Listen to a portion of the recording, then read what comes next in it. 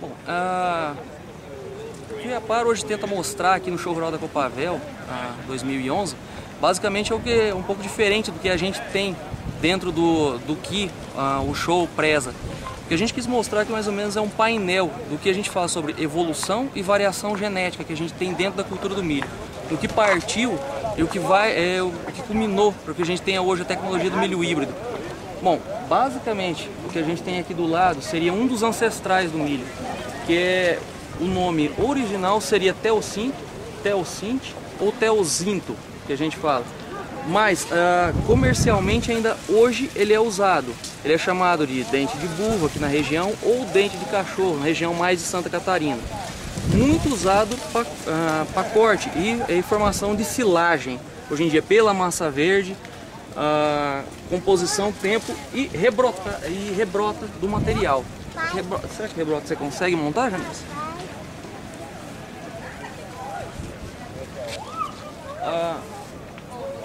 Digamos, dentro de todo o processo de evolução que a gente tem na cultura do milho, depois do teocinto, a gente tem alguns materiais, algumas características que foram surgindo. O teocinto, que ainda hoje é utilizado pelos produtores para corte, vamos dizer assim, como que a gente poderia repassar de uma forma mais prática? Ele é utilizado tanto para corte, pastejo, mas não tem informações ainda do que em termos de teor de proteína, ciclo, número de cortes. Isso a gente não tem, porque isso é só um acesso genético que o IAPAR detém e que outros institutos federais ou estaduais também detêm.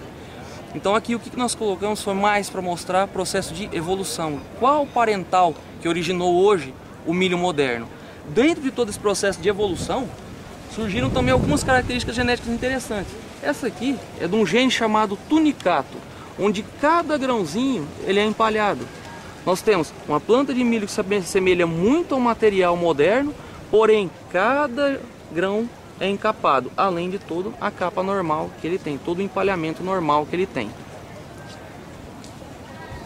Outros materiais, agora focando mais a questão de variação genética, começaram a surgir materiais diferentes. Um que apresenta o que a gente chama de amido especial ou mais amilopectina, que seria um milho de grão ceroso, que hoje por algumas empresas é comercializado, onde o amido basicamente ele é usado por diversos segmentos industriais, seja para formação de plástico, cola, enfim.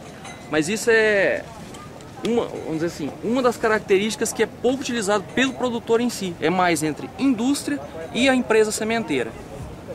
Outro material que é bem utilizado hoje para canjica, até mesmo para silagem, são materiais de grãos brancos. São pouco conhecidos por parte dos agricultores, né? Esses grãos brancos eles têm também um preço diferenciado no mercado, dependendo de como estão os grãos amarelos, o preço do grão amarelo. E o produtor geralmente ele tem que ter um contrato já fechado para repassar, já ter uma pré-venda antes mesmo de plantar, porque senão não qualquer graneleiro que compra, ou qualquer aviário que compra, principalmente para frango de postura. Porque como ele é branco, ele não tem beta-caroteno, isso aí influi muito na questão da gema da gema do ovo, ela não escurece, não fica bem alaranjada. Então não é qualquer um que vai comprar, então tem que ter um contrato fechado de venda antes de adquirir a semente do milho branco. Ainda dentro do painel de variação genética, a gente tem aqui um material que a gente conseguiu junto ao professor João Andrade, da Unesp de Ilha Solteira, que é um material que tem um gene chamado braquítico, que confere a característica de um milho que a gente chama anão, onde o porte não chega a nem praticamente 1 metro de altura de espiga e a planta não passa de 1,5 m, 1,60 m. Ao passo que o material comercial tem uma altura de planta em torno de 2,10 m e a altura de espiga 1,20 m, 1,30 m, basicamente. Se você conseguir até mostrar por trás, você consegue ver bem a diferença dos dois aqui. Certo.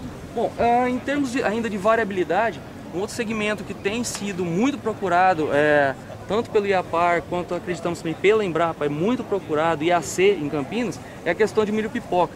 Só que o milho pipoca que a gente conhece hoje em dia, basicamente o que tem no mercado hoje são as pipocas de grão alaranjado. grão amarelo ou alaranjado. Aqui o que a gente quis mostrar é buscar dentro do banco de germoplasma materiais de grãos vermelhos, materiais de grãos brancos e um material bem diferente que o pessoal tem visto, que é de grãos arroxeados e que ficam pretos após secos.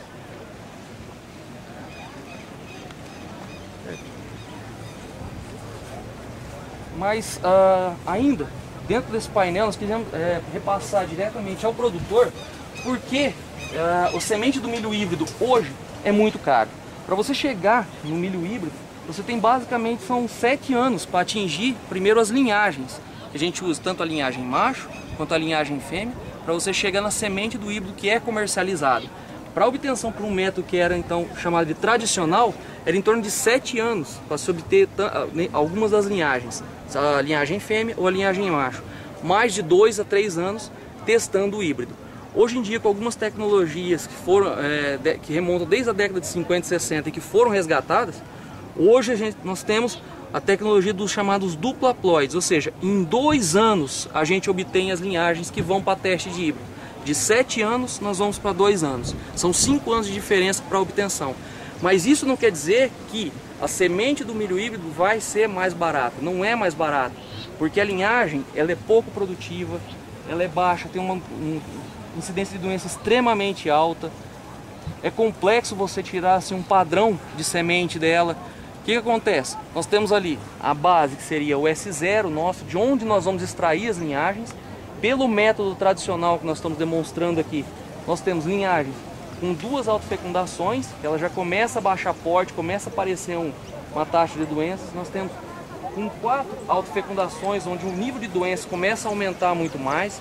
Você reduz ainda um pouquinho mais o porte, só que já começa a uniformizar ela geneticamente. Quando chegamos com 6 autofecundações, esse material ele é muito sensível, ele tem que ser plantado com espaçamento muito maior, tem que ter um mínimo de quantidade de produção de sementes. A gente considera entre 2.000 e 3.000 quilos uma linhagem boa por hectare, ao passo que um híbrido produz 12.000 quilos por hectare. Ou seja, de 2 linhagens que nós temos de linhagem fêmea e linhagem macho, a fêmea de onde nós tiramos a semente, que é pouco produtiva, e depois de classificado, para nós chegarmos aqui, nesse híbrido. Vou mostrar esse aqui.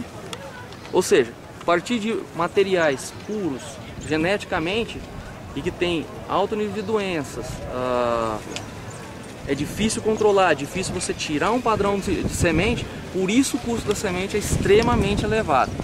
Então não tem como, apesar da tecnologia avançar ano após ano, seja via tecnologia dos duplaploides para obtenção da linhagem, não tem como reduzir muito o custo da semente. Ainda mais, que é difícil a produção dessas sementes. Mais do que isso, além de produzir essas sementes, ainda você tem que pagar o royalty em cima do transgênico. Ou seja, para você ter comodidade, você tem que pagar realmente por essas tecnologias que são desenvolvidas hoje. Ou seja, o que a gente tentou mostrar aqui no painel do IAPAR é essa história que a gente tem do milho. Tudo que tem por trás, tudo que a gente saiu de materiais pequenos, sem produtividade, sem expressividade nenhuma, de uma história de mais de 10.000 anos, chegar em materiais que hoje tem um padrão de quase 12 toneladas por hectare e que repassa diretamente para o agricultor hoje também um nível de comodidade com o advento dos transgênicos, que não é necessário praticamente nenhuma aplicação devido ao alto nível de expressão que a gente tem de proteínas que controlam a lagarta do cartucho, principalmente, hoje é a principal praga da cultura do milho.